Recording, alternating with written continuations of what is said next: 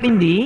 మహానుభావుడైనటువంటి దశరథ మహారాజు గారు చిట్ట చివరి క్షణంలో ఏ వ్యాధి కలిగి వెళ్ళిపోయారమ్మా, ఎందుకమ్మా శరీరం విడిచిపెట్టేశారు? నేను బహుశా దశరథ మహారాజు గారు రాముడికి యవ్వరాజ్య పట్టాభిషేకమైనా చేస్తున్నాడు, లేకపోతే ఏదో ఒక గొప్ప యజ్ఞాన్ని తలపెట్టాడు, అందుకని నన్ను తొందరగా రమ్మన్నాడనుకుని వచ్చానమ్మా.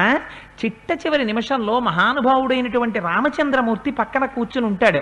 పెద్ద కుమారుడు అనిపించుకున్నాడమ్మా నా అన్నగారు, ధర్మాత్ముడమ్మా రాముడు. ఆ రాముడు చిట్ట చివర పక్కన కూర్చునుంటే నా తండ్రి సంతోషంగా రాముడి చేతులు పట్టుకొని, రామా నేను వెళ్ళిపోతున్నాను రా అని చెప్పుంటాడు. ఆర్యులు చెప్తారు కదమ్మా, తండ్రి వెళ్ళిపోతే తమ్ముళ్ళకి అన్నగారు తండ్రి లాంటివాడు. అందుకని నాకు ఇప్పుడు ధర్మాత్ముడైన రాముడి పాదాలు కావాలమ్మా. అన్నగారి పాదముల మీద పడి రాముడి పాదాలు పట్టుకుంటే దశరథ మహారాజు గారి పాదాలు పట్టుకున్నంత సంతోషం కలుగుతుందమ్మా. అమ్మ అసలు దశరథ మహారాజు గారు ఎందుకు మరణించారు? చిట్ట చివర మరణించే ముందు నాన్నగారు పాపం ఏమన్నారో నాకు ఒక్కసారి చెప్పమ్మా అన్నాడు. అంటే ఆవిడ అది పెద్ద విషయం కానట్టు ఎంత తేలిగ్గా మాట్లాడిందంటే, రామేతి రాజా విలపన్ హాసీతే లక్ష్మణేతి చ సమహాత్మా పరం లోకం గతో గతిమతాంబరః సిద్ధార్థాస్తే నరా రామ మగతం సీతయా సహ లక్ష్మణంచ మహాబాహుం ద్రక్ష్యంతి పునరాగతం. మీ నాన్న వెళ్ళిపోయే ముందు హా రామ, హా లక్ష్మణ, హా సీత అంటూ చనిపోయాడురా. చనిపోతూ ఈ రామలక్ష్మణులు సీతమ్మ తిరిగి రాజ్యానికి వచ్చినప్పుడు చూసినటువంటి వాళ్ళు ధన్యులు.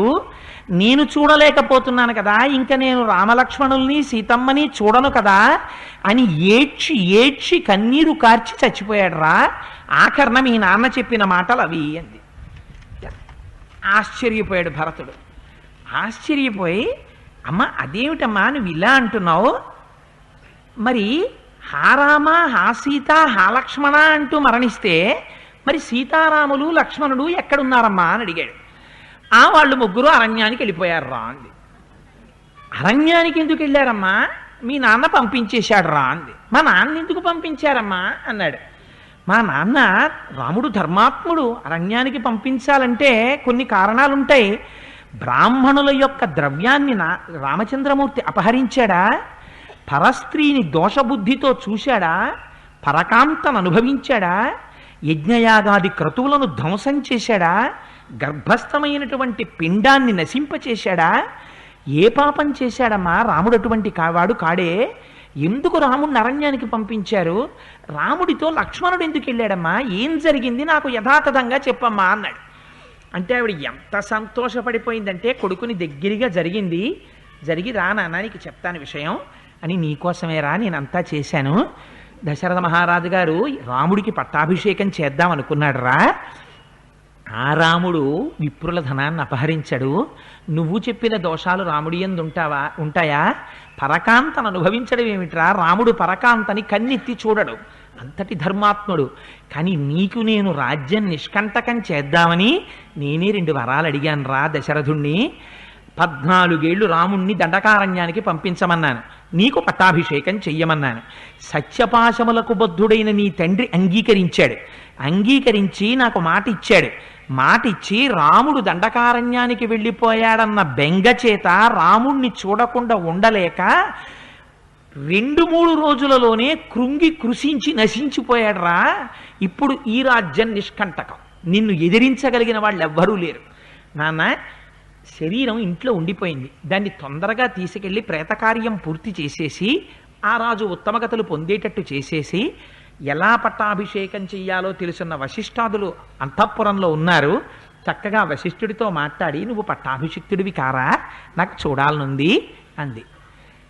భరతుడు ఈ మాటలు విన్నట్ట. విని తల్లి వంక విచిత్రంగా చూసి ఆయన అంటాడు, కిన్ను కార్యం హతస్యేవ మమ రాజ్యేన శోచతః విహీనస్యాధపిత్రా చ భ్రాత్రా పితృసమేన చ త్వాం ప్రాప్య హి పితామేభ్య సత్యసంధో మహాయశాః తీవ్ర దుఃఖాభిసంతప్తో వృత్తో దశరథో నృపః కౌసల్యా చ సుమిత్రా చ పుత్రశోకాభిపీడితే దుష్కరం యది జీవేతాం ప్రాప్యత్వాం జననీం మమ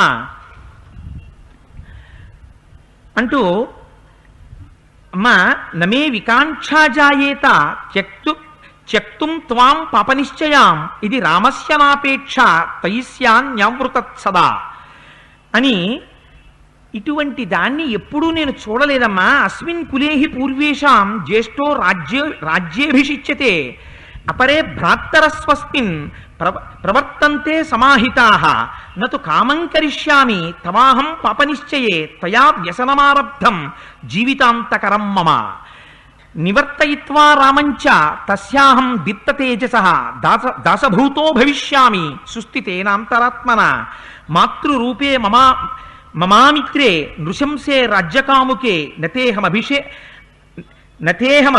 అభిభాష్యోస్మి దుర్వృత్తే పతిఘాతిని.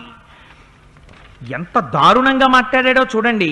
కౌసల్యాం ధర్మ సంయుక్తాం వియుక్తాం పాపనిశ్చయే కృత్వాకం ప్రాప్యసే హ్యద్య లోకం నిరయగామిని మమ కాయాత్రౌ సూతేహి దుఃఖితౌ భరపీడితౌ యౌ దృష్టో పరితప్యేహం నాస్తి పుత్ర సమప్రియః ఏకపుత్రాచ సాధ్వీ చ వియత్సేయం తయా కృత తస్మాత్తం సతతం దుఃఖం ప్రేత్యచేహం చలప్ససే. అమ్మా నువ్వు ఎన్ని మాటలు చెప్పు, సాత్వమగ్ని ప్రవిశవా స్వయం వా దండకాన్విష రజ్ఞుం బద్ధావనా కంటే బహిత్న్యంత పరాయణం. నువ్వు ఇటువంటి దారుణమైన పని చేస్తావో అని నేను ఎన్నడూ ఊహించలేదు.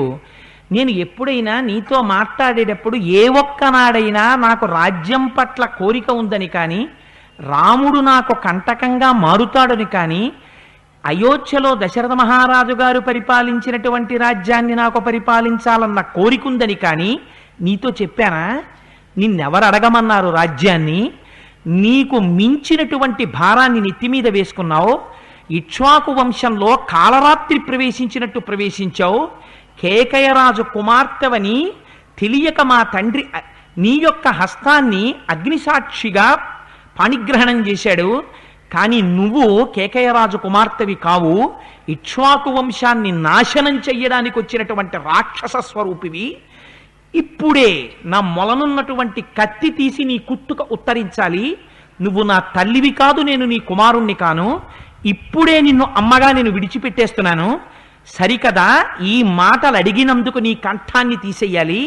కానీ నిన్ను చంపేస్తే తల్లిని చంపినవాడు భరతుడని రాముడు నాతో మాట్లాడ్డాడు.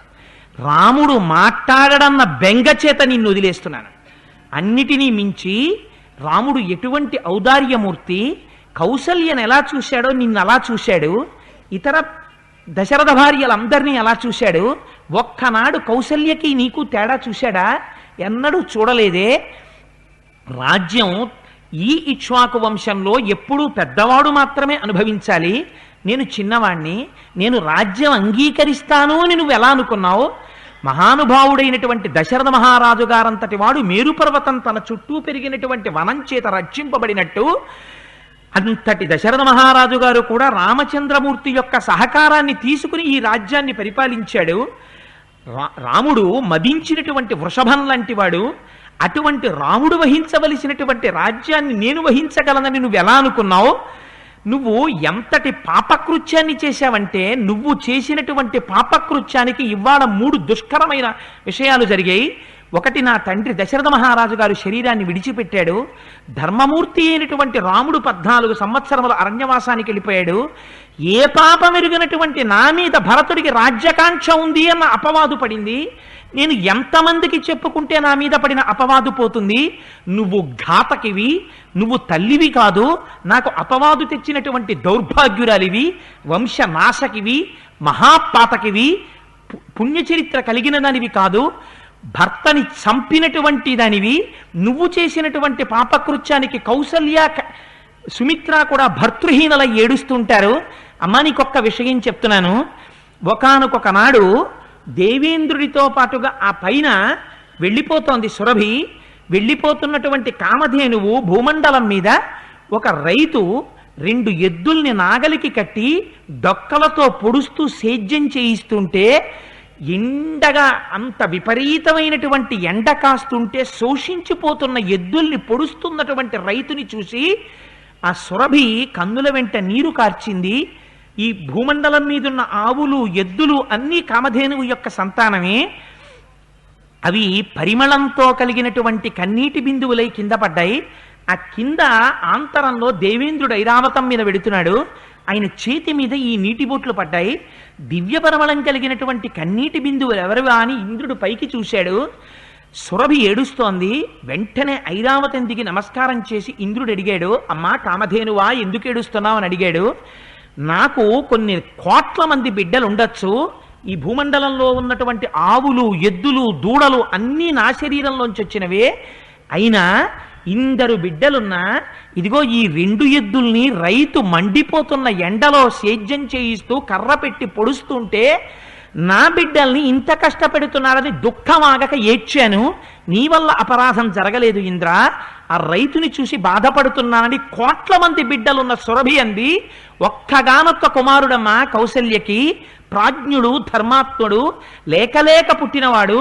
అటువంటి వాణ్ణి 14 ఏళ్లు అరణ్యవాసానికి పంపేవే. కొడుకు పక్కన లేడని, భర్త మరణించాడని కౌసల్య ఎంత ఏడుస్తోందో ఆలోచించావా?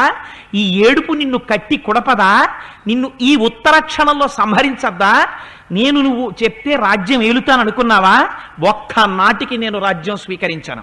దండకారణ్యంలో ఉన్న రామచంద్రమూర్తి దగ్గరికి చేరి అగ్నిహోత్రం యజ్ఞంలో చేర్చడం కోసమని అగ్నిగృహంలోకి నుంచి తీసుకొచ్చినట్టు అన్నగారి పాదాల్ని నా కన్నీటి ధారల చేత అభిషేకించి తిరిగి తీసుకొచ్చి మూర్ధాభిషిక్తుణ్ణి చేస్తాను. అక్కడే అభిషేకం చేతి తీసుకొస్తాను.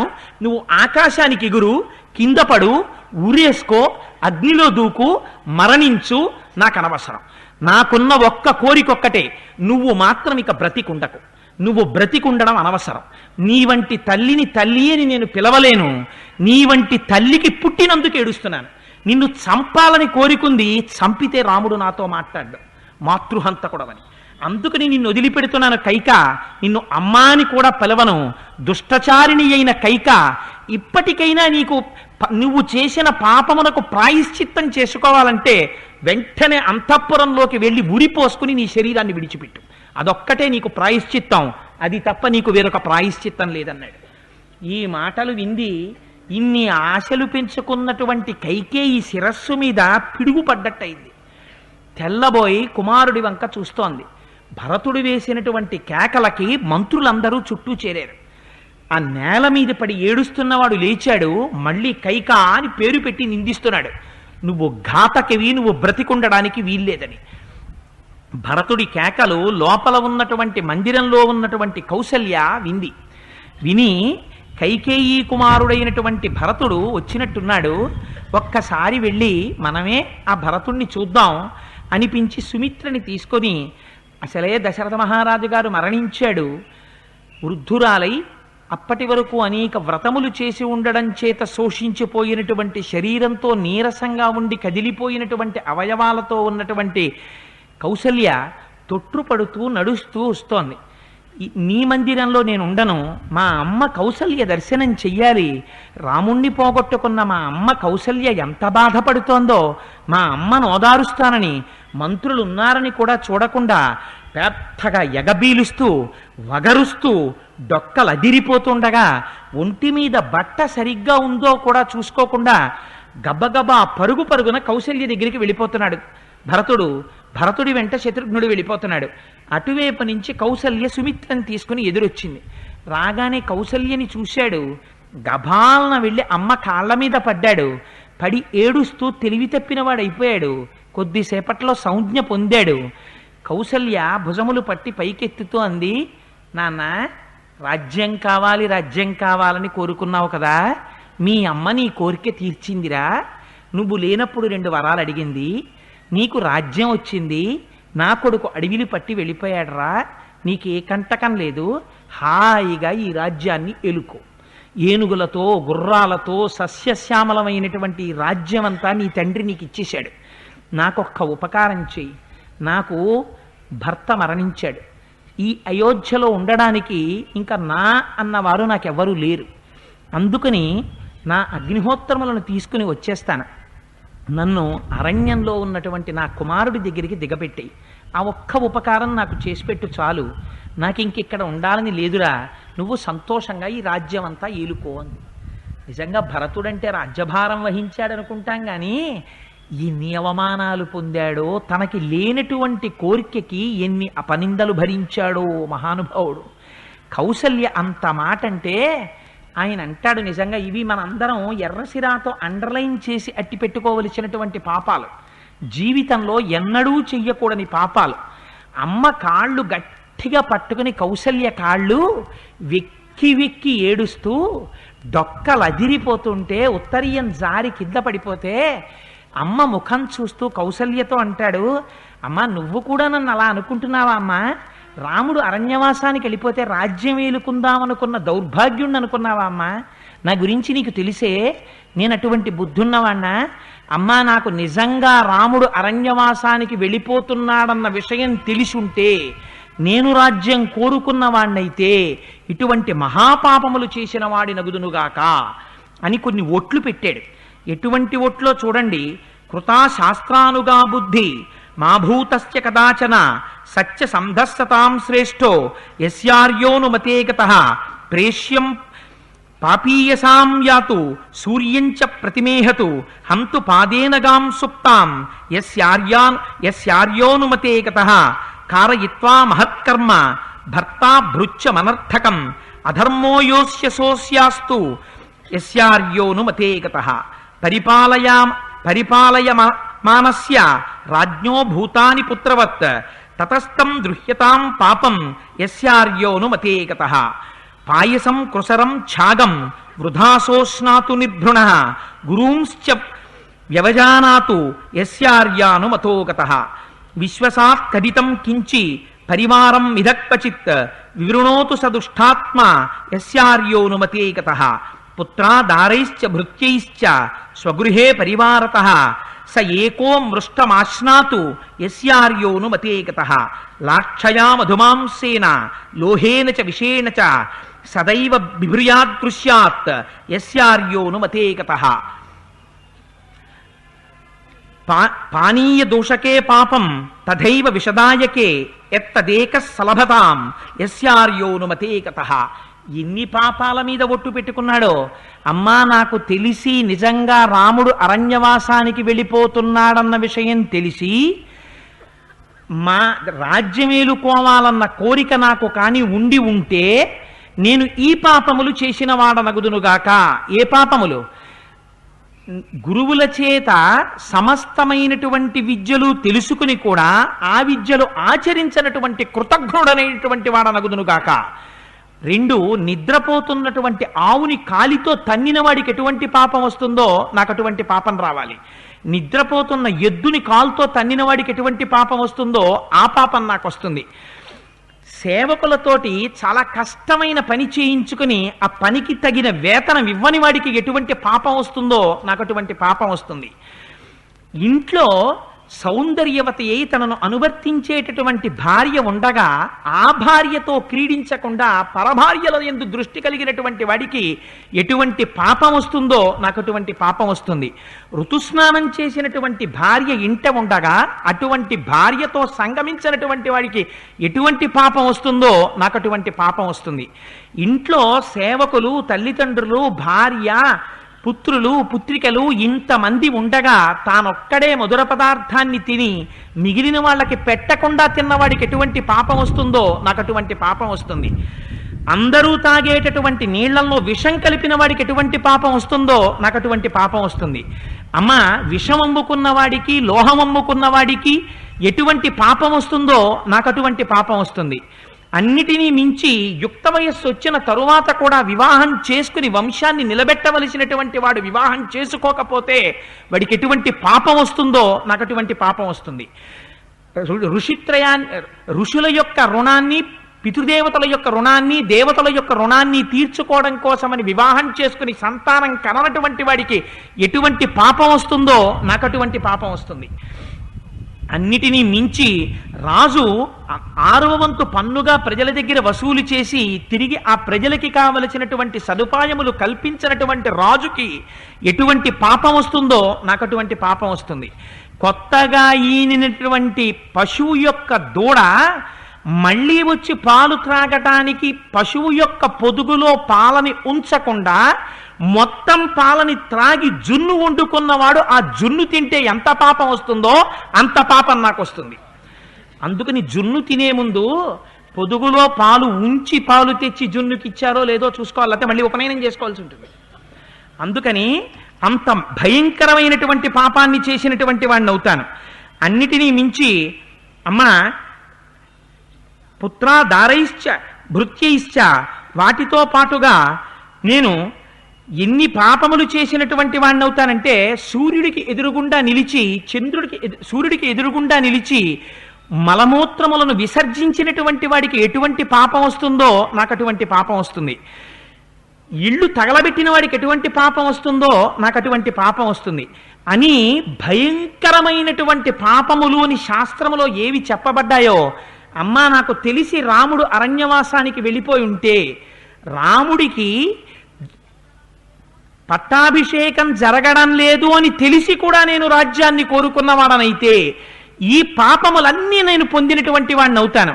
అమ్మా నన్ను క్షమించు, నాకు నిజంగా తెలియదు, రాముడు అరణ్యవాసానికి వెళ్ళిపోయాడని కానీ మా అమ్మ ఇటువంటి కోరికలు కోరిందని కానీ నాకు తెలియలేదమ్మా, నాకు ఇక్కడికి వచ్చిన తర్వాత తెలిసింది, నేను ఇక్కడి నుంచే వెళ్ళి రాముణ్ణి తీసుకొచ్చి పట్టాభిషేకం చేస్తానమ్మా, అమ్మా నన్ను మన్నించమ్మా అని కౌసల్య కాళ్ళ మీద పడి ఏడ్చాడు.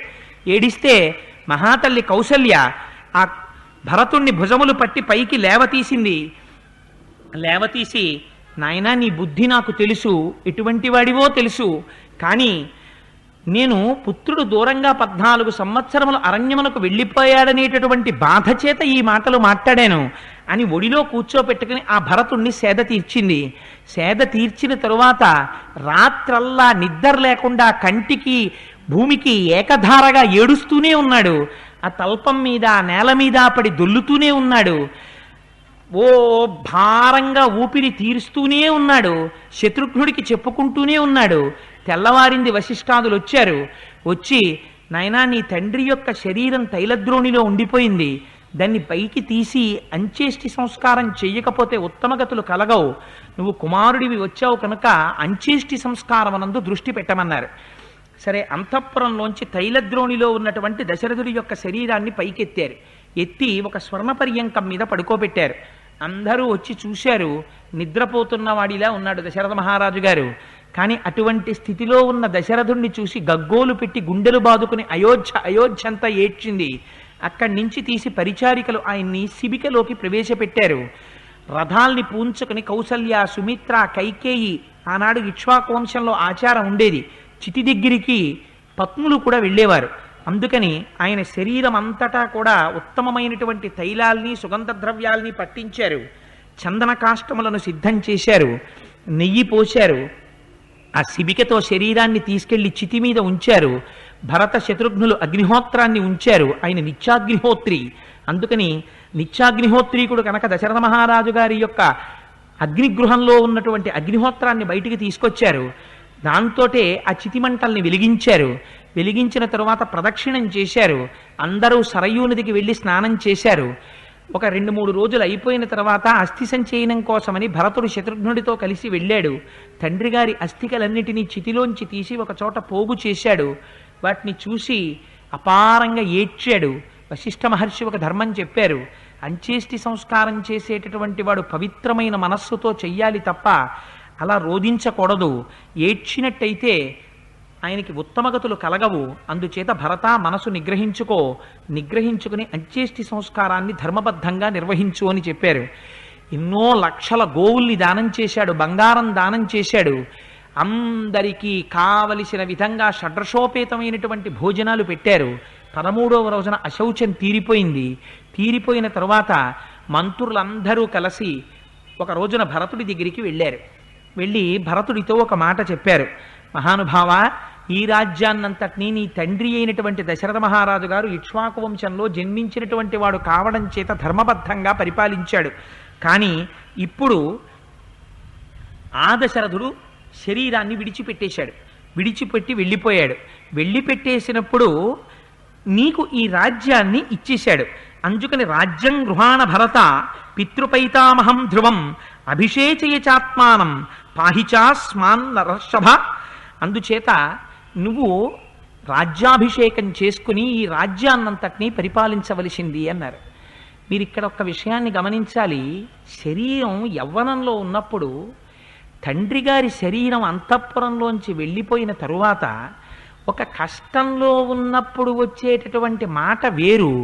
తరువాత రాజ్యమునందు లోభం ఏర్పడి తాను రాజైతే ఇన్ని సుఖాలు పొందవచ్చు అనేటటువంటి కోణం కూడా ఒక పక్క మనస్సులో చేరుతుంది. రాముడు దూరంగా వెళ్ళిపోయాడు, అశౌచం తీరిపోయింది, అందరికీ భోజనాలు పెట్టేశాడు. ఏమో రాజ్యం స్వీకరిస్తాడేమోనని మంత్రులందరూ వచ్చి అడిగారు. కానీ భరతుడి శీలం అంటే ఎలా ఉంటుందో చూడండి, ఎంత ఆశ్చర్యంగా ఉంటుందో. ఒక్కసారి అభిషేచనికం భాండం కృత్వా సర్వం ప్రదక్షిణం భరతస్థం జనం సర్వం ప్రత్యువాచ ధృతవ్రత. పట్టాభిషేకం కోసమని ఏర్పాటు చెయ్యబడినటువంటి సంభారముల చుట్టూ ఒకసారి ప్రదక్షిణం చేసి వచ్చి కూర్చున్నట్ట. అంటే వాటిని పరమ పవిత్రంగా చూశాడు. తాను అభిషేకం చేసుకోవడానికి కావా ఆ ద్రవ్యాలు అని ఒక మాట అన్నాడు.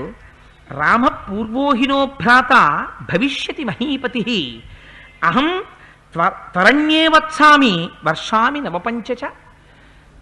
నాకు ముందు పుట్టినటువంటి రాముడు ఈ అభిషేక సంభారములతో యవరాజ్య పట్టాభిషేకం చేసుకోవాలి, సింహాసనం మీద కూర్చుని రాజ్యం పరిపాలించాలి.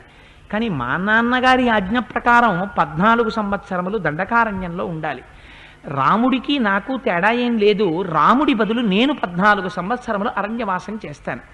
రాముడొచ్చి పట్టాభిషేకం చేసుకుంటాడు. ఈ ద్రవ్యాలతో యవ్వరాజ్య పట్టాభిషేకం రాముడికి జరుగుతుంది. మీ అందరూ ఇప్పుడే నేను అనుజ్ఞనిస్తున్నాను, మీరందరూ ఒక పని మీద బయలుదేరండి అన్నాడు. ఏ పని మీద?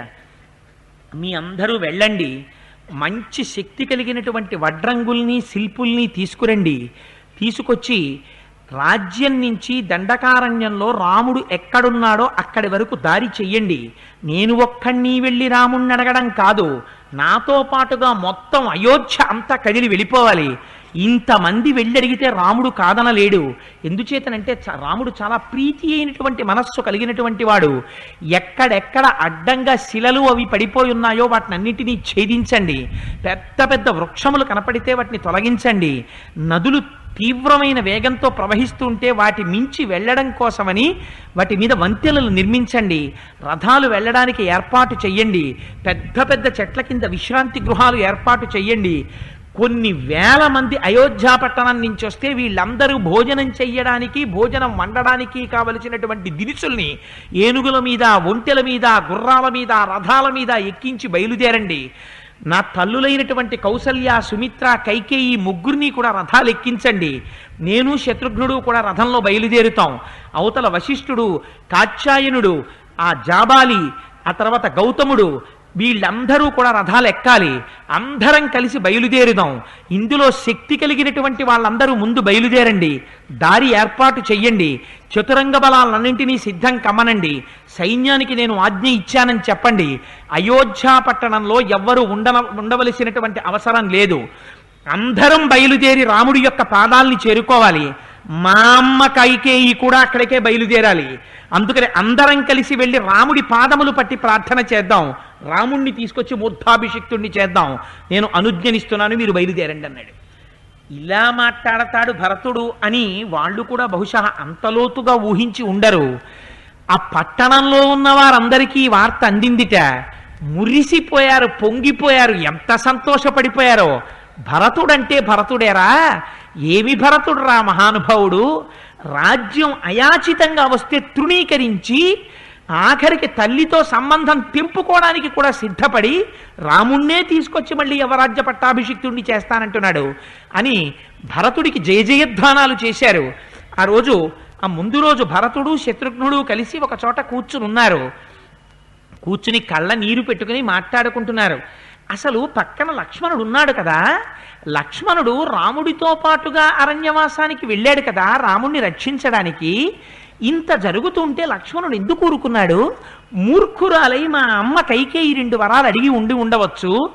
సత్యపాశముల చేత బంధింపబడినటువంటి దశరథ మహారాజు గారు ఆ 2 వరాలని కైకేయికి ఇచ్చినటువంటి కారణం చేత తాను వేరొక ఆస్కారము లేక రాముణ్ణి దండకారణ్యానికి పంపించి ఉండొచ్చు. కానీ రామలక్ష్మణులు దశరథ మహారాజు గారిని నిగ్రహించి రాజ్యం ఎందుకు తీసుకోలేదు, మా అమ్మ కైకమ్మకి ఎందుకు బుద్ధి చెప్పలేదు అని వాళ్ళు మాట్లాడుకుంటున్నారు. మాట్లాడుకుంటుండగా అటువైపు నుంచి మందర వస్తోంది. ఆవిడ కుబ్జ, పెద్ద గూని వంగి ఉంది. రాజ్యం కొడుక్కొచ్చేస్తోందన్న సంతోషంలో అనేకమైన బహుమతులు ఇచ్చింది కైకమ్మ. ఆ హారాలన్నీ మెడ నిండా వేసుకుంది. మంచి పట్టుబట్ట కట్టుకుని తూర్పు ద్వారంలోంచి ప్రవేశించి లోపలికి ఎడుతోంది. అక్కడున్న భటులు చూశారు. చూసి గబగబా వెళ్ళి ఆవిడ్ని పట్టుకుని మహానుభావ భరత శత్రుఘ్న ఇదిగో ఇక్కడుంది మందర. ఈ కుబ్జే అసలు ఇంత పెద్ద అగ్నిహోత్రాన్ని సృష్టించింది. రాముడు లక్ష్మణుడితో కలిసి దండకారణ్యానికి వెళ్ళిపోవడానికి ప్రధానమైన కారణం ఈ మందరే. అందుకని చెప్పి ఈ మందరని మీకు అప్పచెప్తున్నాం అని తీసుకొచ్చి శత్రుఘ్నుడికి చూపించారు. చూపించేటప్పటికి ఈ మాటలు విన్నాడు శత్రుఘ్నుడు. గబగబా వెళ్ళాట దగ్గరికి. వెళ్ళి ఆ కుబ్జ యొక్క శరీరాన్ని పట్టుకున్నాడు. పట్టుకుని కళ్ళు ఎర్రగా అయిపోయాయి. వరలోంచి కత్తి తీశాడు. తీసి ఈడ్చుకొస్తున్నాడు ఆ కుబ్జని భరతుడి దగ్గరికి. ఈడ్చుకొస్తుంటే అది పెద్ద రోదన చేస్తోంది. దాని ఒంటి మీద ఉన్న ఆభరణములన్నీ చల్లాచెదరుగా పడిపోయాయి. ఈడ్చుకుంటూ భరతుడి దగ్గరికి పట్టుకెడుతున్నాడు. ఆవిడ చేసినటువంటి రోదనలు, ఓ కైకా ఓ కైకా నన్ను రక్షించు, నీ కొడుకు చంపేస్తున్నాడు అని అరుస్తోంది. అరుస్తుంటే ఆ రోజున శత్రుఘ్నుడి యొక్క భీకరమైనటువంటి స్వరూపాన్ని చూశారట. అక్కడ కైకేయి అంతఃపురంలో ఉన్నవాళ్ళు, సుమిత్ర అంతఃపురంలో ఉన్నవాళ్ళు కూడా పారిపోయారట. పారిపోయి ఇప్పుడు మనందరినీ కూడా శత్రుఘ్నుడు చంపేస్తాడు. ఆయన కోపం చూస్తే అలా ఉంది. ఇంత బాధలో ఇంత కోపంలో ఉండగా మన్ని రక్షించగలిగిన వాళ్ళు ఎవరూ లేరు. కౌసల్య వచ్చి ఎదురుగుండా నిలబడితే మాత్రమే భరత శత్రుఘ్నులు ఆగుతారు. అందుకని అందరం రండి కౌసల్య అంతఃపురానికి పారిపోదాం, పారిపోయి కౌసల్యని తీసుకొద్దామని పరిగెడుతున్నారట. పరిగెడుతుంటే అరుపులు విని పైనుంచి కైకేయి దిగింది అంతఃపురంలోంచి. దిగి ఆ మందరని పట్టి శత్రుఘ్నుడు ఈడ్చి కత్తి తీసి ఆ మందరని పొడవబోతున్నాడు. పొందపోడుతుంటే అక్కడికొచ్చి ఈవిడ నిలబడింది. కైక నిలబడితే భరతుడు అన్నాడు, అటు అమ్మ నిలబడింది, ఆ అమ్మని ప్రచోదనం చేసిన మందర నిలబడింది. వీళ్ళిద్దరి ఎదురుగుండా రుద్రస్వరూపంతో భరత శత్రుఘ్నుడు నిలబడున్నారు. నిలబడుంటే భరతుడు అన్నాడు, హన్యామహమిమాం పాపాం కైకేయీం దుష్టచారిణీం ఇది మాం ధార్మికో రామో నా సూయే మాతృఘాతుకం. అయ్యయ్యో శత్రుఘ్న, ఆ కుబ్జని చంపుతానంటావేమిటి? ఆ కుబ్జ చెప్పిన మాటలు విని ఇంత ఉపద్రవాన్ని తెచ్చింది ఎవరో తెలుసా? అదిగో కైకేయి. అమ్మండం మానేశాడు. అదిగో కైక. ఆవిడ్ని చంపేద్దామనుంది నాకు మనసులో. ఎందుకు చంపడం లేదో తెలుసా? చంపేస్తే మాతృఘాతకుడని రాముడు మాట్లాడ్డాడు. అందుకని వదిలేశాను దాన్నే వదిలేశాక దీన్ని వదిలేయడం పెద్ద లెక్క. దీన్ని చంపిన స్త్రీని చంపిన వాళ్ళు వీళ్ళిద్దరూ అని, స్త్రీని చంపినటువంటి పాపాత్ములు వీళ్ళ ముఖం నేను చూడనని రేపు మనం అరణ్యానికి వెళ్ళినప్పుడు రాముడు ముఖం పక్కకి తిప్పుకుంటాడు. రాముడి ముఖం పక్కకి తిప్పుకుంటే మనం బ్రతకలేము. రాముడు మాట్లాడకపోతే రాముణ్ణి చూడకుండా మనం ఉండలేము. మనం రామదర్శనానికి ఎడుతున్నాం. ఈ పాపాత్ములు ఇద్దరితో మనకేమిటి పని? రాముడికి ఏది ప్రీతో అది మనం చేద్దాం, దాన్ని వదిలి అవతల బారాయి అన్నాడు. అంటే ఆ పట్టుకున్నటువంటి కుబ్జని విసిరి అవతల బారేశాడు శత్రుఘ్నుడు. విసిరేస్తే ఆవిడ భయపడిపోతూ భరత శత్రుఘ్నుల వంక చూస్తూ వెళ్ళి కైకేయి పాదాల మీద పడింది. నేను రక్షిస్తాను అని కైకేయి అనగలదా? బ్రతికి మరణించినట్ట. భర్తకి దూరమై భర్త పట్ల చాలా తీవ్రమైన స్వభావంతో ప్రవర్తించి బ్రహ్మర్షి అయినటువంటి వశిష్ఠుడి మాట కూడా వినకపోవడం వల్ల ఎంత ఉపద్రవాన్ని ఇవాళ కొని తెచ్చుకుందో చూడండి. ఇక్కడే మీరు ఒక్క విషయాన్ని ఆలోచించాలి. కైక ధర్మం తప్పిందా అంటే బాహ్యంలో వరాలు అడగడం తప్పు కాదు. కానీ కైక చేసినటువంటి ఘాతుక కృత్యం ఎక్కడ చేసిందంటే, తాను వరాలడుగుతున్నాననేటటువంటి విషయాన్ని తెలియకుండా ఉండడం కోసం కోపగృహంలో ప్రవేశించి కామపీడితుడైనటువంటి వృద్ధుడైనటువంటి రాజు వచ్చి పక్కన కూర్చుంటే ఆ రాజుని వంచి దేవతలందరినీ సాక్షిగా పెట్టి పెద్ద కుమారుడు ఇక్ష్వాకు వంశంలో మూర్ధాభిషిక్తుడవుతాడని తెలిసినా తన కుమారుడికి యవ్వరాజ్య పట్టాభిషేకం చెయ్యాలని, తన కుమారుడికి అటువంటి ఆలోచన ఉందో లేదో తెలుసుకోకుండా వరం అడిగింది. వరం అడగడం వరకు అడిగింది, కానీ ధర్మాత్ముడైనటువంటి భర్త దానివల్ల వచ్చేటటువంటి ఉపద్రవాలు చాలా తీవ్రంగా ఉంటాయని చెప్పి దానివల్ల తాను మరణిస్తాను అని 1కి 100 మార్లు చెప్పాడు. చెప్తే ఎటువంటి భార్య అయినా 3 లోకములలో ఉన్న ఐశ్వర్యాన్ని తీసుకొచ్చి ఒక తక్కెట్లో పెట్టి పసుపు కుంకాల్ని తెచ్చి ఒక తక్కెట్లో పెడితే త్రైలోక్య సామ్రాజ్యాల్ని వదిలిపెట్టడానికి సిద్ధపడుతుంది తప్ప తన పసుపు కుంకాల్ని వదిలిపెట్టుకోవడానికి ఏ స్త్రీ ఇష్టపడదు. నువ్వు విధవవుతావు, రాజ్యాన్ని పోగొట్టుకుంటావు, నీ కొడుకు భరతుడు ఒల్లడు, నిన్ను భార్యగా విడిచిపెట్టేస్తున్నాను, నీ వల్ల రాజ్యాన్ని భరతుడు పొందితే భరతుడు నన్ను ముట్టుకోకూడదు అని ఇన్ని చెప్పినా మూర్ఖత్వానికి పోయి రాజ్యాన్ని కోరుకుంది. ఇన్ని కోరుకుంది తుట్టతుదకు ఏ స్థితిని పొందింది అంటే, ఆ కొడుకు నిన్ను చంపను, ఎందుకు చంపనంటే రాముడి పాదాలు పట్టుకునే అర్హతని కోల్పోతాను కాబట్టి నిన్ను చంపనన్నాడు. ఇప్పుడు ఏమిటి సాధించుకుంది జీవితంలో? ఇప్పుడు ఏది వెనక్కి తెచ్చుకోగలదు? రాజ్యం రాముడికి వెళ్ళిపోతుందేమో, ఇష్టం లేదు కాబట్టి నా కొడుకు వదిలేశాడు అనుకుంటుందేమో, పోగొట్టుకున్న పసుపు కుంకాల్ని తను తెచ్చుకోగలదా ఇహ కైకేయి? ఇహ తెచ్చుకోలేదు. ఆ దశరథుడు బ్రతికుంటే ఎన్ని నిందలు కైక మీద పడినా ఏమో ఎలా రక్షించుకుని ఉండేవాడో. దశరథుడు ఉండగా కైకని చెనకలేకపోయేవారు, కానీ తన ఉండవలసినటువంటి గొడుగు ఏదో ఆ గొడుగుని పోగొట్టుకుంది. భర్తని విడిచిపెట్టింది, ఇంత పరమదారుణాన్ని పొందింది. అదే సీతమ్మ తను కోరుకోనటువంటి పట్టాభిషేకం సీతమ్మని వరించింది. వశిష్ఠ మహర్షి చెప్పారు పట్టాభిషేకం చేస్తానని. కైకమ్మ కనీసం ఆ మాటకి జవాబు కూడా చెప్పలేదు. నాకెందుకు ఈ రాజ్యం, నా భర్త ఎక్కడుంటే నేనెక్కడా అంది. అందుకు ఇవాళ సీతమ్మ పొందినటువంటి ఫలితం ఏమిటి? ఇప్పటికీ ఎక్కడైనా సీత అన్న పేరు విన్నామనుకోండి, పాతివ్రత్యానికి, ఒక కుమార్తెగా తండ్రిని ఉద్ధరించడానికి, కోడలిగా ఒక మామగారిని ఉద్ధరించడానికి, ఉదినిగా మరదులను ఉద్ధరించడానికి, తనని నమ్ముకున్నటువంటి రాక్షసకాంతలను ఉద్ధరించడానికి, ఆఖరికి తనని ఆశ్రయించినటువంటి పరిజనాన్ని ఉద్ధరించడానికి, తన మీద నింద వేసిన చాకలివాణ్ణి కూడా ఏమననటువంటి ఓర్పుకి, భర్తని ఒక్క మాట తోలనాడకుండా గర్భిణి అయినటువంటి స్త్రీని పైకి పంపించేసిన రాజారాముడు శీలం కోసం నడయాడేటటువంటి మహానుభావుడని భర్త ఔన్నత్యాన్ని కోరుకున్న సీతమ్మ సహస్రనామములతో ఈనాటికి ఈ పృథివీ మండంలో గుండెల్లో గుడి కట్టబడి పూజింపబడుతోంది.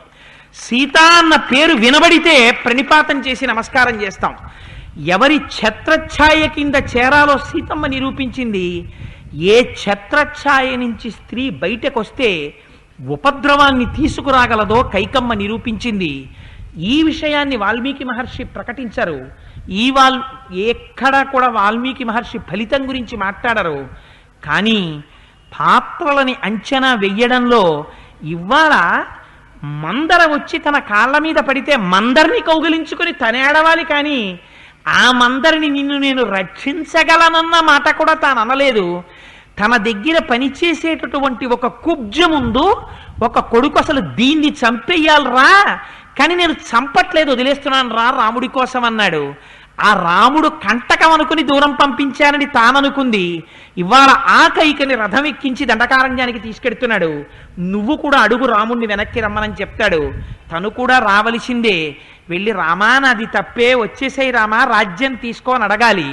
రాముణ్ణి అడగగలదేమో, రాముడు రాడు. ఒకవేళ రాముడు వస్తాడేమో. తన పసుపు కుంకుమలు మాత్రం ఇంకా తాను ఏం చేసినా తిరిగిరావు. ఇంకా తన జీవితాంతం కైక అని పేరు ఉన్నటువంటి ఉపాధి ఉన్నంత కాలం అపనిందతో విధవగా తన జీవితం వెళ్ళిపోవలసింది. దారుణాతి దారుణమైనటువంటి ఫలితం ఎన్నడొస్తుంది అంటే, భర్త అనబడేటటువంటి గొడుగు యొక్క ఛాయలోంచి భార్య పక్కకి తప్పుకున్నప్పుడు ఏ ముహూర్తమైనా కబళించేయచ్చు, ఏ క్షణమైనా అపనింద తెచ్చేయచ్చు.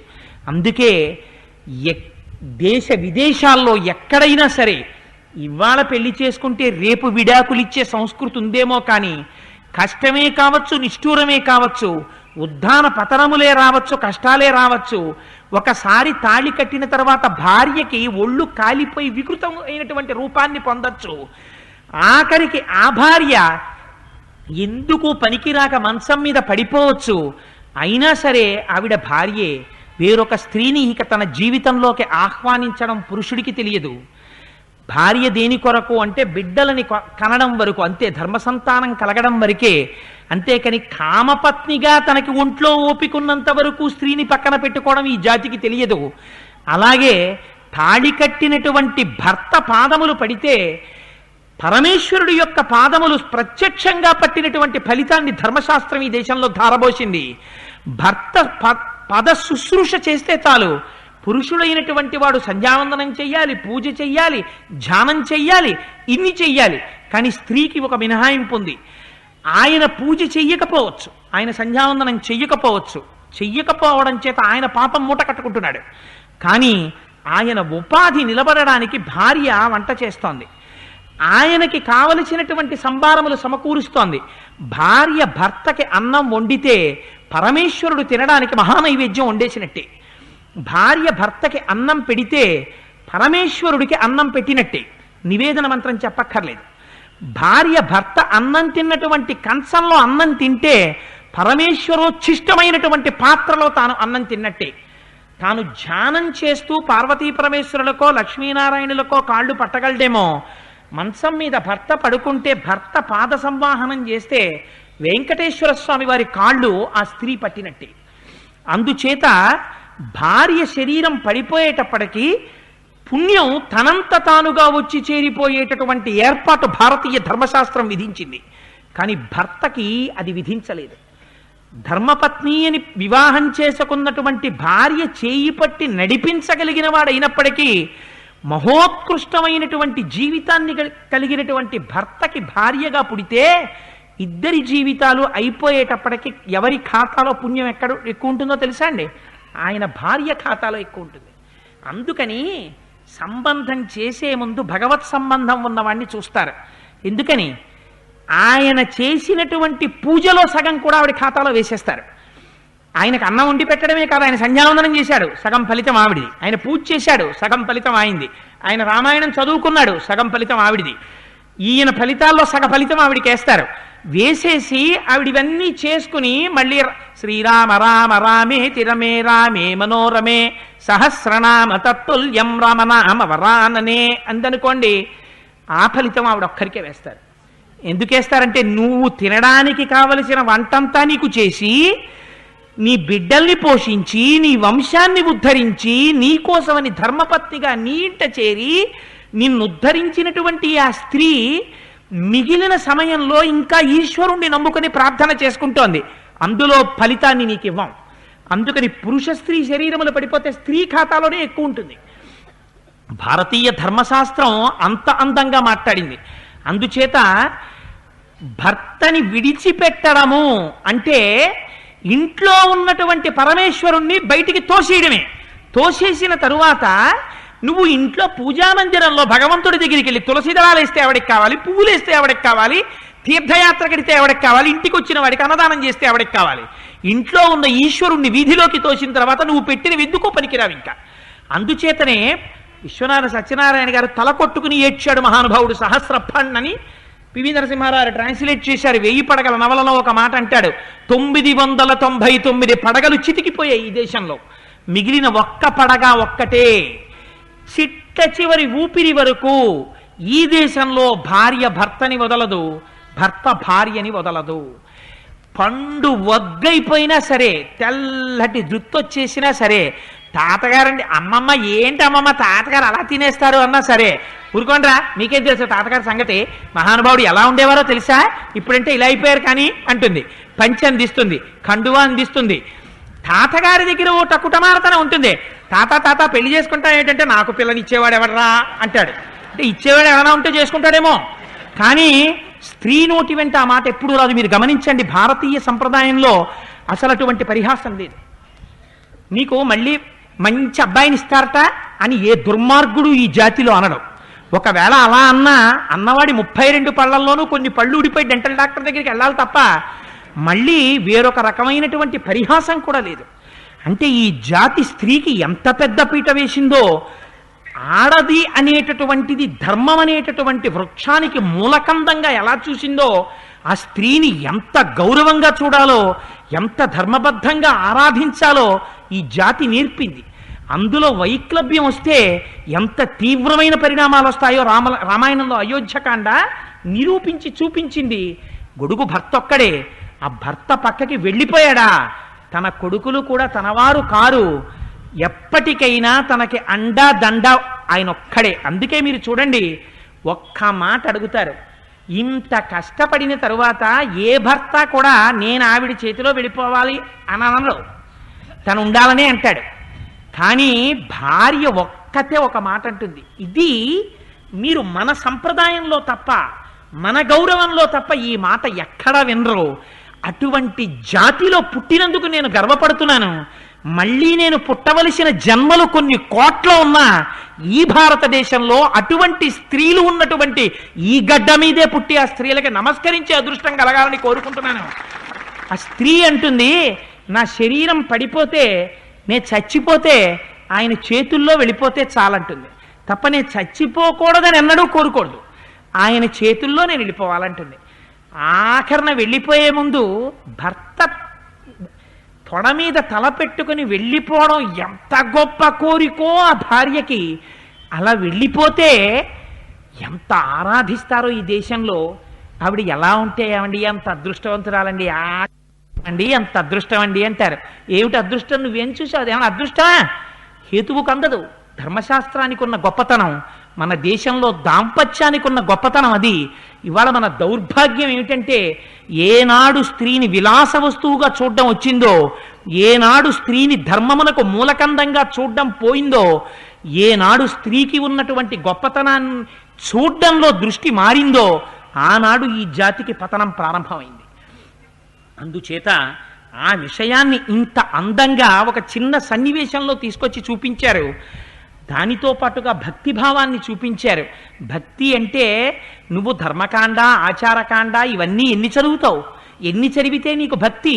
ఒక్క టెస్ట్, ఒక యాసిడ్ టెస్ట్ ఒకటి నేర్పేశారు. ఏమన్నాడు భరతుడు? శత్రుఘ్నుడు తీసుకొచ్చి దీన్ని కత్తితో పొడి చేస్తానన్నాడు కుబ్జని. కుబ్జని పొడవడం ఎందుకయ్యా, కైకనే పొడి చేద్దును. కానీ ఎందుకు పొడవలేదో తెలుసా? రాముడు నాతో మాట్లాడడం. నీ ఇంటికి ఈశాన్యంలో భగవానుడు ఉంటాడు. అందుకే ఇప్పటికీ ఈశాన సర్వ విద్యానాం ఈశ్వర సర్వభూతానాం బ్రహ్మాధిపతిర్బ్రహ్మణోధిపతిర్బ్రహ్మా శివో మే అస్తు సదాశివోం.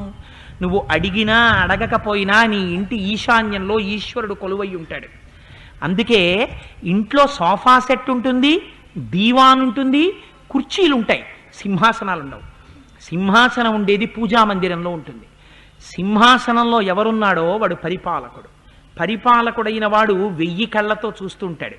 నీ ఇంటి పూజా మందిరంలో సింహాసనంలో నీ కులదేవత ఉన్నారు. అది ఏ స్వరూపం, దాని గురించి నువ్వు బాధపడిపోవలసిన అవసరం లేదు. నామరూపాలతో సంబంధం ఏం లేదు. ఎందుకని నువ్వు లక్ష్మీనారాయణులను ఆ పదార్థాన్ని అంటున్నావు, పార్వతీ పరమేశ్వరులను అదే పదార్థాన్ని అంటున్నావు. నువ్వు ఏ రూపంగా కొలుస్తున్నావు దానికి సంబంధించి పెద్ద తర్కం అక్కర్లేదు. కానీ సింహాసనంలో కూర్చున్నవాడెవడో వాడు ప్రభువు, వాడు చూస్తున్నాడు. నువ్వు ఒక్కటి జ్ఞాపకం పెట్టుకో, నువ్వు నీ ఇంట్లో చేస్తున్న సంకల్ప వికల్పాల్ని, నువ్వు నీ ఇంట్లో నీ భార్యతో మాట్లాడుతున్నప్పుడు, నీ బిడ్డలతో మాట్లాడుతున్నప్పుడు, నీ మనస్సులో ఆలోచన వచ్చినప్పుడు, నువ్వు ఒక తప్పు పని చేసినప్పుడు ఈశ్వరుడు లోపలుండి చూస్తున్నాడు. ఈ పని నేను చెయ్యడం లోపల సింహాసనంలో కూర్చున్న నా స్వామికి ఇష్టం ఉంటుందా అని ఒక్కసారి ప్రశ్న వెయ్యడం నేర్చుకో. చాలు, నిన్నెవ్వరూ దిద్దక్కర్లేదు. నీ పక్కన ఏ గురువు కూడా ప్రతినిత్యం అస్తమానం కూర్చోక్కర్లేదు. చేసే ప్రతి పనికి ముందు ఈ మాట ఒక్కసారి అనుకో, నా ఇంట్లో సింహాసనంలో నా స్వామి ఉన్నారు, నేను ఈ పని చేస్తే నా స్వామి అంగీకరిస్తారా? రేపు పూజలోకి వెళ్ళిన తరువాత నువ్వు చేసినట్టు నీకు కలిసి వచ్చినవి, నువ్వు చేసిన పాపాలు సింహాసనం ముందు చెప్పడం ఒక్క 5 నిమిషాలు అలవాటు చేసుకో. పూజామందిరంలో కూర్చుని సర్వేశ్వర నిన్న ఈ పని చేశానయ్యా అని చెప్పడం అలవాటు చేసుకో. ఒకసారి చెప్తావు, 2 సార్లు చెప్తావు, 3 సార్లు చెప్తావు, 4వ మాట ఏ ముఖం పట్టుకొని చెప్తావు? మళ్ళీ వెళ్ళి మళ్ళీ చేశానా తప్పని చెప్పగలవా? చెప్పలేవు. పరమాత్మ నా ముఖం పట్ల చూసి ఎన్ని మాటలు చేస్తావు, ఈ తప్పు ఎన్ని మాటలు వచ్చి చెప్తావు నాకు అని ఇలా ముఖం పక్కకి తిప్పుకుంటే, అమ్మో నా ఇంట్లో ఏ ఉపద్రవం వస్తుందో వద్దు, నా స్వామి నన్ను ప్రీతిగా చూస్తే నాకు చాలు అన్నది నీకు అలవాటైతే నీ నడువడి తనంత తానుగా సక్రమం అయిపోతుంది. ఇది మనకి నేర్పాడు భరతుడు. నువ్వు కుబ్జని సంహరిస్తే, నేను కైకని సంహరిస్తే రాముడు మన వంక చూడడం. అందుకని వాళ్ళ పాపపుణ్యాలు పరమేశ్వర రాముడికి విడిచిపెట్టు. మనకి కావలసింది రామదర్శనం. అందుకని వదిలిపెట్టే నేను కైకను వదిలేశాను, నువ్వు కుబ్జను వదిలేసాయి అన్నాడు. ఈ మాట విన్నట్ట ఇది సత్సంగం అంటే. ఎందుకండి వెళ్ళాం? సుచీంద్రంలో ధర్మరాజు గారి లాగా, సుచీంద్రం క్షేత్రంలో ధర్మరాజు గారి విగ్రహం ఉంటుంది. అక్కడికి వెడితే మనకు చీపురు పుల్లు ఇచ్చి చెవులో పెట్టండి అంటారు. అయ్యో చెవులో పెట్టడం ఏమిటండి, ఆయనకి ఏమన్నా దురదా అని మీరు ఇలా చెవులో చీపురు పుల్ల పెట్టారనుకోండి, ఇట్నుంచి పెడితే ఇట్నుంచి బయటకు వచ్చేస్తుంది. అంటే ధర్మరాజు గారు మహానుభావుడు చెడేమైనా వినపడితే అలా ఉండేవాట, ఇట్నుంచి విని ఇట్నుంచి వదిలేసేవాడు. కానీ మనం కూడా సుచీంద్రంలో ధర్మరాజు గారిలాగా ఎవరైనా చెప్తే వినడం, కానీ మన ధోరణే మంది. ఇంకెందుకు వినడం?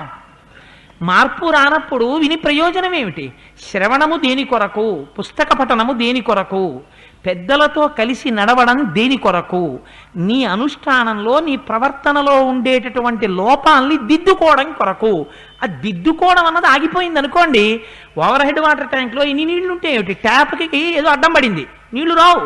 ఎందుకు ప్రయోజనం అది? ఎందుక వినడం, ఎందుక చదవడం, ఎందుక ఇతర రకములైనటువంటి విశేషాలు చేయడం? ఏం ప్రయోజనం ఉండదు ఆ పూజ వల్ల. ఎందుకని? నిన్ను నువ్వు దిద్దుకోవడానికి సిద్ధంగా లేవు, మూఢుడివి. ఇంత మూఢత్వాన్ని చూసి ఈశ్వరుడికి కూడా అసహ్యం వేస్తుంది. అందుకని ఈ మాట చెప్తే దిద్దుకోవడం నీ వంతు ఎంత అవసరమో వెంటనే శత్రుఘ్నుడు చూపిస్తాడు. ఇది శత్రుఘ్నుడు అంటే.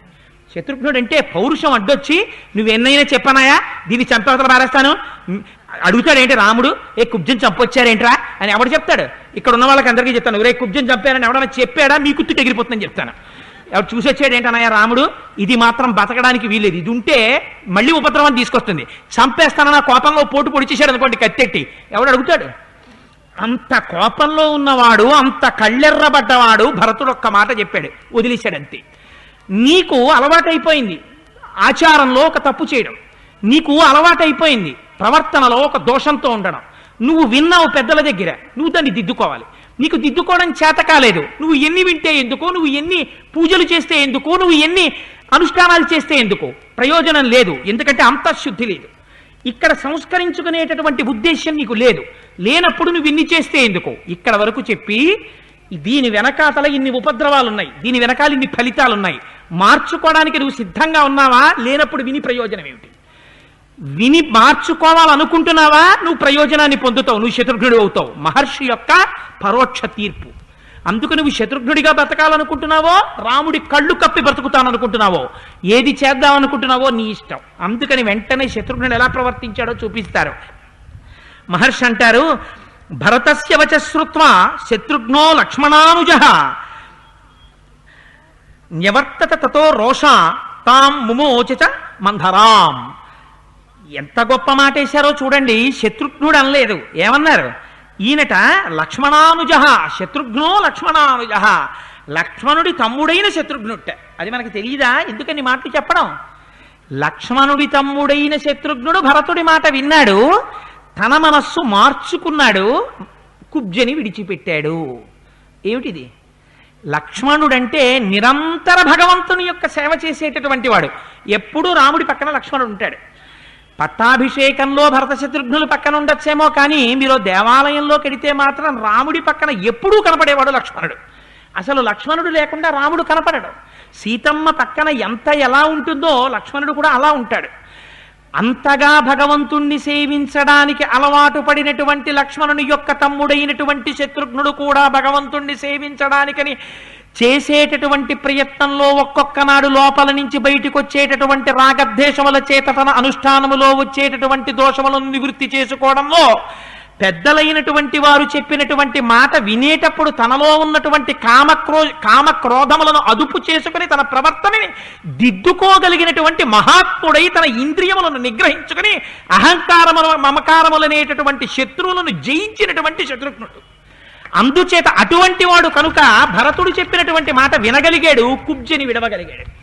ఇది నువ్వు కూడా చేయడం నేర్చుకో. ఇది మహర్షి తీర్పు. ఆ తీర్పుని పాత్రోచితంగా మాట్లాడారు.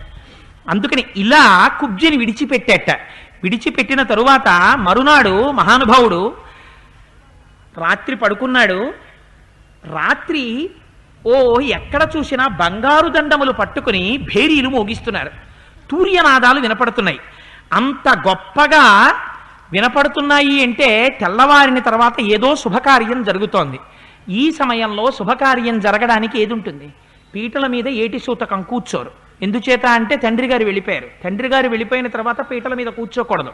పీటల మీద కూర్చుంటే నువ్వు సంకల్పం చెప్పుకోవాలి. నువ్వు సంకల్పం చెప్పుకుంటే చచ్చిపోయిన వాళ్ళకి సంకల్పాలు చెప్పరుగా, బతికున్న వాళ్ళకి సంకల్పాలు చెప్తారు. అందుకని ఏదో ఫలానా గోత్రీకుణ్ణి, నా భార్య, నా బిడ్డలు వీళ్ళందరూ క్షేమంగా ఉండడానికే నువ్వు చెయ్యాలి. అబ్బాయి ఏటి సూతకం, మీరు పీటల మీద కూర్చోకూడదు, పీటల మీద కూర్చోకూడదు అని ఎందుకంటారంటే కాలంలో ఈ 365 రోజులు కొడుకు చేసేటటువంటి పుణ్యం తండ్రి గారికి వెళ్ళిపోతుంది. అందుకని పుణ్యకార్యాలు చెయ్యాలి, దాన ధర్మాది క్రతువులు చెయ్యాలి. చేస్తే అందుకని కొడుకు పుట్టాలి, కొడుకు పుట్టాలి, కొడుకు పుట్టాలని అడుగుతారు. కొడుకు పుడితే ఏదో తీసుకొచ్చి ఒలకపోసేస్తాడని కాదు. కొడుకు పుట్టాడని సంతోషించడానికి రెండు ఉంటాయి. ఒకటి, ఎందుకు సంతోషిస్తారంటే పెద్ద కొడుకు ఎక్కడుంటాడో సింహాసనం అక్కడ ఉండాలి. పరంపరాగతంగా సింహాసనానికి పెద్ద కొడుకు మంగళహారతి ఇస్తాడు. కొడుకు లేడనుకోండి, తన తర్వాత ఇహ పూజా మందిరంలో సింహాసనానికి మంగళహారతి ఇచ్చేవాడు ఉండడు. అందుకని తన గోత్రనామాలు చెప్పి మంగళహారతి ఇచ్చేటటువంటి కొడుకు పుట్టాలి. 2, తన శరీరం పడిపోయిన తరువాత తను ఉండగా పుణ్యం చేసుకోవచ్చు, చెయ్యలేకపోవచ్చు. కానీ ఒక కన్సోలేషన్ ఇచ్చినట్టుగా ఇస్తారు. శరీరం పడిపోయిన తరువాత ఏడాది వరకు ఏటి సూతకం అని విధిస్తారు పిల్లలకి. వాళ్ళు ఏం చేస్తారంటే దాన ధర్మాది క్రతువులు చేస్తారు. ఆ కారణం చేత ఈ ఫలితం వాళ్ళ ఖాతాలో పడుతుంది. అందుకని శరీరం పడిపోయినా పుణ్యం సంపాదించుకోవడానికి ఈ కొడుకు యోగ్యుడవుతాడు, సంపాదించి పెడతాడు. 3, గయాక్షేత్రమునకు వెళ్ళి పితృపిండ ప్రదానం చేస్తాడు. గయాక్షేత్రానికి వెళ్ళి ఎవడు పితృపిండ ప్రదానం చేశాడో వాణ్ణి మాత్రమే పుత్రుడని పిలవాలి. మిగిలిన వాళ్ళందరూ పుత్రులు కారు. గయ వెడితే డబ్బులు అయిపోతాయని వెళ్లకుండా మానేసిన వాడిని పుత్రుడని పిలవకూడదు. అందుకే తల్లిదండ్రుల శరీరం పడిపోయిందని చెప్తే పెద్దలు అడుగుతారు, గయ వెళ్ళావయ్యా అని అడుగుతారు. నేను వెళ్ళలేదు సార్ అన్నాడు అనుకోండి, వీడికి శాస్త్ర మర్యాద తెలియదు అనుకుంటారు. అందుకని గయాక్షేత్రానికి వెళ్ళి పితృపిండ ప్రదానం చెయ్యాలి. అలా చేసిన వాడెవడో వాడు పుత్రుడు. ఈ కారణం చేత శుభకార్యం ఏం జరుగుతుంది కాబట్టి తనకి పట్టాభిషేకానికి ఏర్పాట్లు జరుగుతున్నాయి. ఇది తనకి ఇష్టం లేదు, అయినా తూర్యనాదాలు మోగుతున్నాయి, భేరీలు మోగిస్తున్నారు.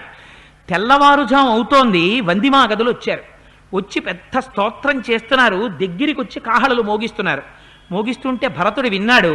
వాటన్నిటినీ కట్టిపెట్టండి అన్నాడు. ఆపు చేసేయండి అన్నాడు. ఆపు చేసేయమని శత్రుఘ్నుడిని పిలిచాడు.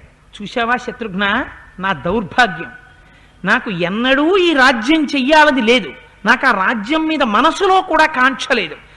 ఇది అపవాదు రూపంలో నన్ను వెంబడిస్తోంది. నేను పెద్ద కొడుకునే ఈ రాజ్యం వస్తే నేను ఇలా ఏడవక్కర్లేదు. నా ముందు రామచంద్రమూర్తి ధర్మాత్ముడు ఉన్నాడు. ఆయనకి చెందవలసిన రాజ్యం, ఆయనకి చెందవలసిన రాజ్యం నా వెంట పడుతోంది. పడడం అపవాదు రూపంలో. ఎందువల్ల వచ్చింది? ఇదంతా ఘాతకి మా అమ్మ కోరిన వరం, దానివల్ల వచ్చి పడింది నాకు ఈ ఉపద్రవం. ఎన్ని మాటలు చెప్పుకోను, ఎంతమందికి చెప్పుకోను, నాకు అక్కర్లేదని, నా బ్రతుకు ఇలా అయిపోయిందని ఏడుస్తున్నాను శత్రుఘ్న అని నేలబడి ఏడ్చాడు మహానుభావుడు. ఏడిస్తే శత్రుఘ్నుడు ఏడుపులు విని, నాయన నువ్వు కూడా ఏమైనా అయిపోతే మేము ఎందుకు బతకాలి రా అని తల్లులందరూ వచ్చి పైకి లేపారు. ఇవాళ అటువంటి స్థితిని పొందాడు. కొడుక్కి రాజ్యం రావడం కాదు, ధర్మం తెలిసిన వంశంలో పుట్టడం అంటే ఇది. ఆ కొడుకు ధర్మం తప్పవలసినందుకు ప్రాణం వదిలేస్తాడేమో అని బెంగబెట్టుకోవాల్సి వస్తోంది ఇవాళ. అలా లేపారట. లేపిన తరువాత వశిష్ఠ మహర్షి గొప్ప సభామంటపంలో అన్ని ఏర్పాట్లు చేశారు. సామంతరాజుల్ని తీసుకురమ్మన్నారు, చాతుర్వర్ణముల వారిని తీసుకురమ్మన్నారు, బ్రాహ్మణుల్ని పురోహితుల్ని తీసుకురమ్మన్నారు. అందరూ వచ్చారు, తమ తమ యథాస్థానములలో కూర్చున్నారు. కూర్చున్న తరువాత భరతుణ్ణి కూడా తీసుకురమ్మన్నారు. భరతుడు ఉత్తమమైనటువంటి రథంలో వచ్చి నడిచి సభామంటపంలో ప్రవేశిస్తున్నాడు. ఆ భరతుడు నడిచొస్తుంటే మళ్ళీ యవ్వనంలో ఉన్న దశరథ మహారాజు గారు నడిచొస్తున్నాడా అనిపించిందిట. ఆయన నడిచి వచ్చాడు.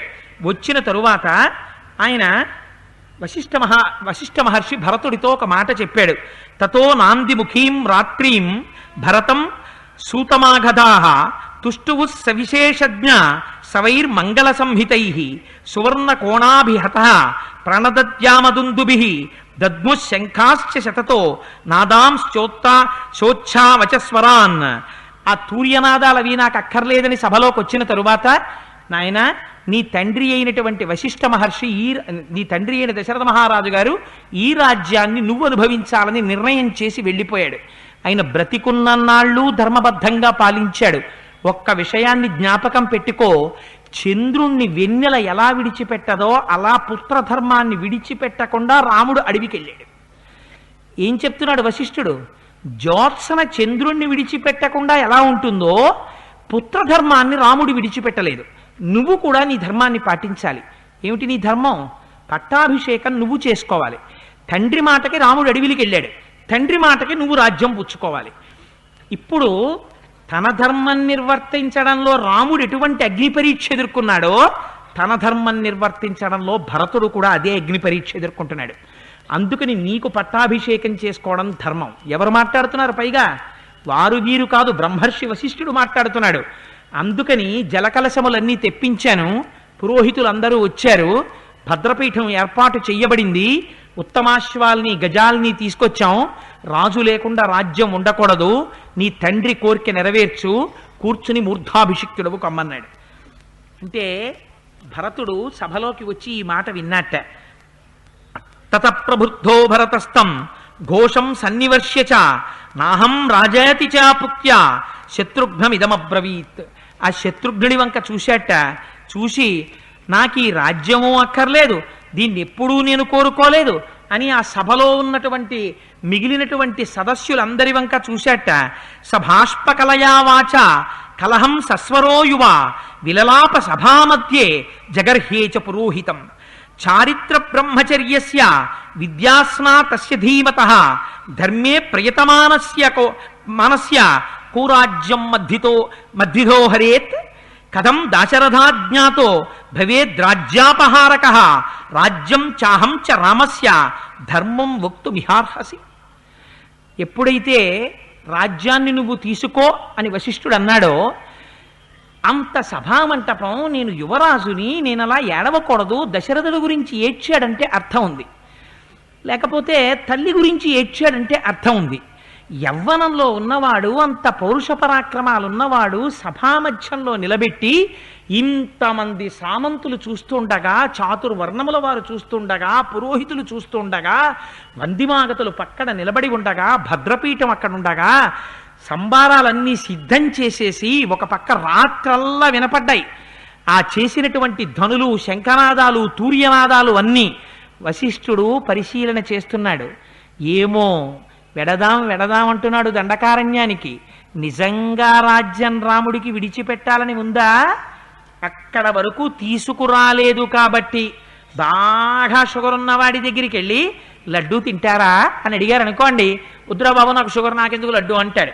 తీరా మీరు నిజంగా తీసుకొచ్చి, మా అమ్మమ్మ గారండి బూందీ లడ్డూలు చేయడంలో సిద్ధహస్తురాలు, నిన్న రాత్రి అమ్మమ్మ చూపు తగ్గిపోయింది నీకెందుకే అంటే వినకుండా పాకం పట్టి చేసిందండి లడ్డూలు, తిరుపతిలో వెంకటేశ్వరుడి ప్రసాదంలా ఉంటాయి, చూశారు ఈ లడ్డూలు అని చెప్పి పెద్ద డబ్బాలో తెచ్చి మూత తీశారనుకోండి, గుప్పున అందులోంచి ఘుమఘుమల వాసన వచ్చింది అనుకోండి, వచ్చేసిన తర్వాత కూడా నేను షుగర్ ఉన్నవాడిని, నాకెందుకు రాలడ్డు, నాకు వద్దు బా అన్నాడు అనుకోండి, తన ఆరోగ్యమునందు శ్రద్ధ ఉన్నవాడు. ఇంత ఘుమఘుమలు చూసిన తర్వాత ఒక్క లడ్డీ చాలు, అవన్నీ చూపించుకోబడుగో అన్నాడు అనుకోండి, లొంగిపోయినవాడు. అందుకని వద్దు వద్దు వద్దు వద్దని భద్రపీఠం చూడనంత వరకు అంటున్నాడా? నిజంగా పట్టాభిషేకానికి వచ్చాక కూడా ఈ మాట అంటాడా? ఎంత పరిశీలన చేశారో, ఎంత ఆయన్ని పరిశోధించారో చూడండి. నాకనిపిస్తుంది రాజ్యాన్ని భరించాడు కాబట్టి భరతుడు కాడు, అపనిందని, అపవాదుని, శోధనని భరించాడు కాబట్టి భరతుడేమో అనిపిస్తుంది. అంత బ్రహ్మర్షి వశిష్ఠుడు ఇంత పరీక్ష పెట్టాడు. పెడితే ఆయన ఇంత నిండు సభలో నిలబడి ఇంతమంది చూస్తుండగా భద్రపీఠం వంక చూసి, ఆ ఆసనాల వంక చూసి, వీళ్ళందరి వంక చూసి, చంటి పిల్లవాడు వెక్కి వెక్కి ఏడ్చినట్టు వలవలా ఏడ్చేసట. ఏడ్చేసి అన్నట్ట, నువ్వు ఇది చెయ్యవలసిన పనేనా వశిష్ఠ అని నిలదీశట. నిలదీసి, నేను స్వాధ్యాయం చేశాను, వేదం చదువుకున్నాను. నేను దశరథ మహారాజు గారికి పుట్టానయ్యా, నేను వేరొకడికి పుట్టినవాణ్ణి కాను. నాకు ధర్మం తెలుసు. వేరొకడి రాజ్యాన్ని అపహరించే దొంగగా చూస్తున్నావా నన్ను ఇవాళ? ఈ రాజ్యం తనంత తానుగా రామచంద్రమూర్తిది, వేరొకరిది కాదు. నువ్వెవరివ్వడానికి, నేనెవరు పుచ్చుకోవడానికి? ఇది స్వతహాగా రాముడిది.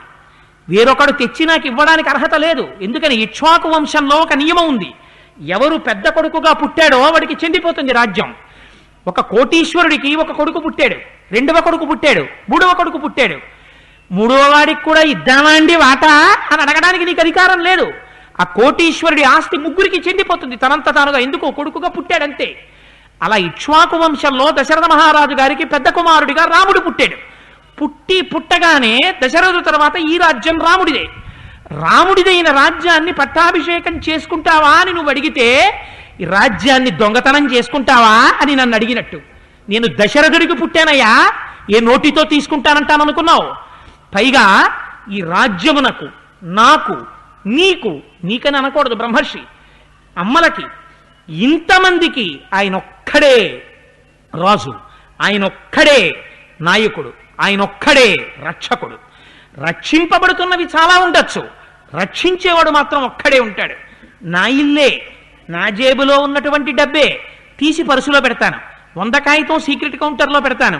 నా పరుసే అంటే నిజంగా నేను అవన్నీ చేస్తాననుకుని మా ఇంట్లో వచ్చి చూశారు. అలా ఏం ఉండదు మహాప్రభో. అంటే వేరొకరు వాడికి వజ్రాలు ఉన్నాయి, వైఢూర్యాలు ఉన్నాయి, బంగారు కాసులు ఉన్నాయి. అంటే నిజంగా మీరు వచ్చి చూస్తారని కాదు, చూస్తే అయ్యో వీడి దగ్గర 100 కాగితం కూడా లేదే, ఇన్ని డాబులు చెప్పాడని మీరు నన్ను చూసి పరిహసిస్తారని అంతే. అందుచేత అంటే ఇప్పుడు ఉంటాయండో, జీతాలు వచ్చాయి కాబట్టి. అందుకని ఒకటి దగ్గర వజ్రాలున్నాయి, వైఢూర్యాలున్నాయి, బంగారు కాసులున్నాయి. ఇన్ని ఉంటే అవన్నీ తీసుకెళ్లి వాడు ఒక పెట్టెలో పెట్టాడు. పెట్టెలో పెట్టి తాళం వేశాడు. తాళం చెవి తన బొడ్డులో పెట్టుకున్నాడు. ఇప్పుడు పెట్టికి రక్షకుడు ఎవరు? ఆయనే. అంతేకాని పెట్టి వజ్రాన్ని నేను రక్షిస్తున్నాను, ఈ వజ్రం నాది అంటుందా? అనదు. వజ్రాన్ని పెట్టి రక్షిస్తే పెట్టి చేత రక్షింపబడుతున్న వజ్రమును రక్షిస్తున్న పెట్టె రెండూ కూడా ఎవరివో వారివే. అలా ఈ రాజ్యమునందున్న సమస్తము అందులో ఒకడనైన నేను రాముడివే. అంతేకాని మళ్ళీ నేనెవరిని నువ్వు పుచ్చుకుంటావా అని అడుగుతావేమిటి? ఒక్కనాటికి నాది కాదు. నాది కాని దాని కోసం అర్రులు చాచేటటువంటి దౌర్భాగ్యుణ్ణి కాను, దొంగని కాను. నేను దశరథ కుమారుణ్ణి, నాకు ప్రాజ్ఞత ఉంది, నాకు వేదం తెలుసు, నాకు ధర్మం తెలుసు. మా వంశానికి ధర్మం ఒక్కటే తెలుసు. ధర్మం తప్పి వేరొకరిది దొంగిలించడం మాకు చేత కాదు. ఇంత సభామంటపంలోకి తీసుకొచ్చి దొంగతనం చేస్తావా అని అడుగుతావా వశిష్ఠానన్నో? నేను దొంగతనం చేసేవాణ్ణి కాదు. ఆయన అడిగింది ఏమిటి, ఈయన చెప్పింది ఏమిటి? అంటే ఎంత ఆక్రోశం ఉందో చూడండి, ధర్మం పట్ల ఎంత నిష్ఠుందో చూడండి, రాజ్యం రాముడికే చెందాలని ఎంత తాపత్రయం ఉందో చూడండి. పొంగిపోయాడు లోపల వశిష్ఠుడు. శహభాష్ భరత, ఇది నేను కోరుకున్నది. ఇది తెలియదా వశిష్ఠుడికి? ఎప్పుడో తెలుసు. తెలియకపోతే కైకకి ఎలా చెప్పాడు? వెర్రిదానా, నువ్వు చెప్తున్నావు, నువ్వు ఆకాశానికి ఎగిరినా కింద పడినా 1000 ముక్కలైనా భరతుడి రాజ్యం అంగీకరించాడు. ఎందుకంటే ఇక్ష్వాకు వంశంలో ఉన్న ధర్మం భరతుడికి తెలుసు. ధర్మం తెలిసిన వాడు కనుక పుచ్చుకోడని చెప్పాడు. కానీ మరి ఎందుకు బ్రహ్మర్షి ఈ శోధన? భరతుడెవరో, భరతుడు ఎటువంటి వాడో అందరూ నమ్మాలి. భరతుడి యొక్క శీలం ఏమిటో అందరికీ తెలియాలి. లేని అపనింద మోసినవాడు భరతుడు తప్ప భరతుడు సహజంగా కోరుకున్నవాడు కాడు. తనది కాని వస్తువు తన దగ్గరుంది. ఈ పుస్తకం నాది. కాసేపు అయిపోయిన తర్వాత, ఉపన్యాసం అయిపోయిన తర్వాత మా ముత్యాల సత్యనారాయణ వస్తాడు. సత్యనారాయణ ఇది పట్టుకెళ్ళవోయ్ అంటాను. అంటే సత్యనారాయణ ఇంటికి పట్టుకెళ్ళిపోడు, దీన్ని చేత్తో పట్టుకుని ఆ కారు నేను ఎక్కుతుంటే తీసుకొచ్చి కారు దగ్గర ఇచ్చేస్తాడు. అంటే ఈ వస్తువు తన దగ్గర పట్టుకున్న తనదిగా పట్టుకోడు, ఇది కోటేశ్వరరావు గారి వస్తువుగా పట్టుకుంటాడు.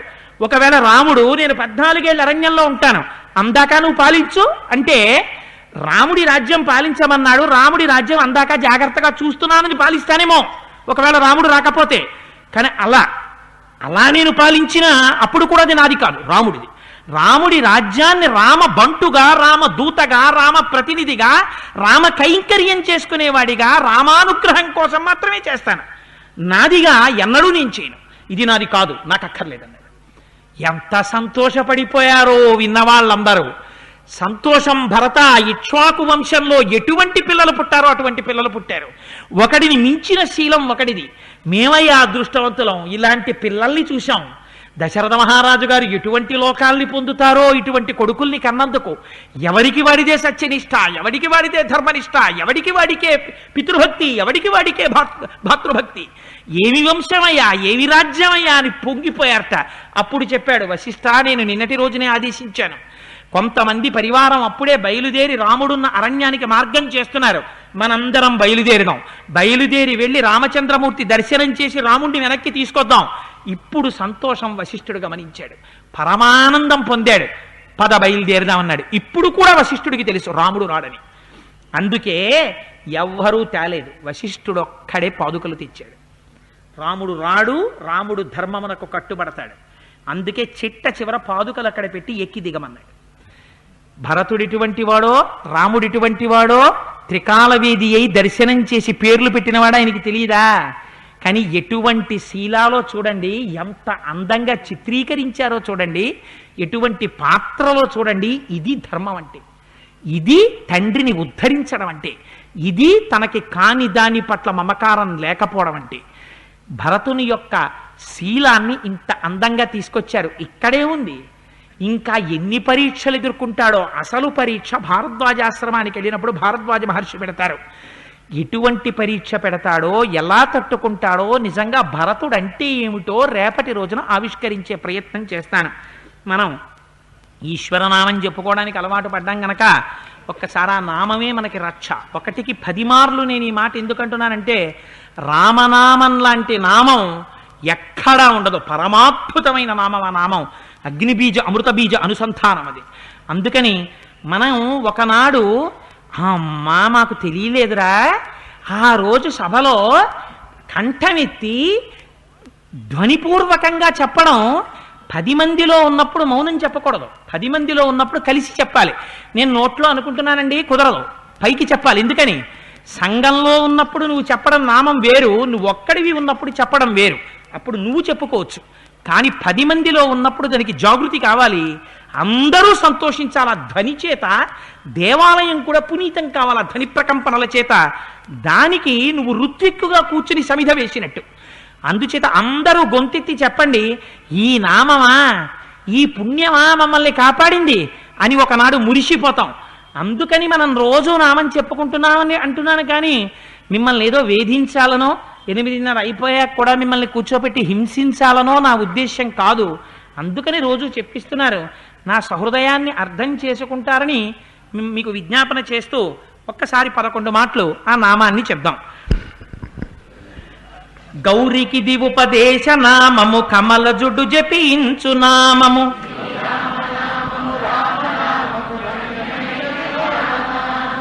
గోచరంబగు జగము లోపల గోప్యమైనది రామనామము.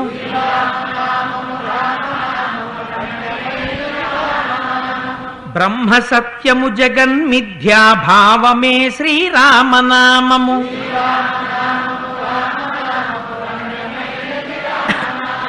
వాదభేదాతీత మగు వైరాగ్యమే శ్రీరామనామము.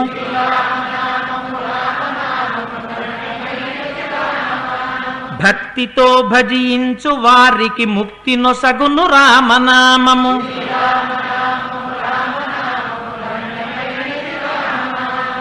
ఆది మధ్యాంతాది రహితమనాది సిద్ధము రామనామము.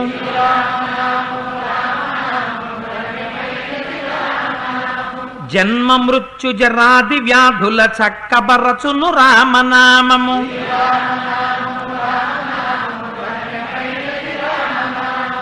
రాకడయు పోకడయు లేనిది రమ్యమైనది రామనామము.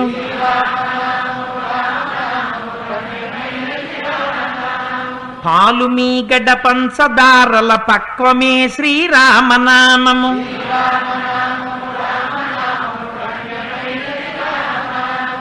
తుంటరీ కామాదులను మంట కలుపునది శ్రీరామనామము.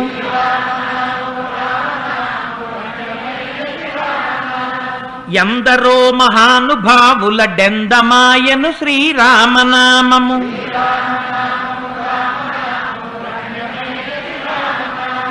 పుట్టతానై పాముతానై భుసను కొట్టును రామనామము.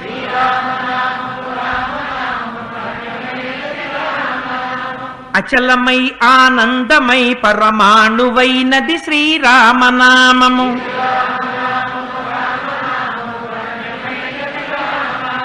పండు వెన్నెల కాంతి కలిగిన బ్రహ్మనాదము రామనామము.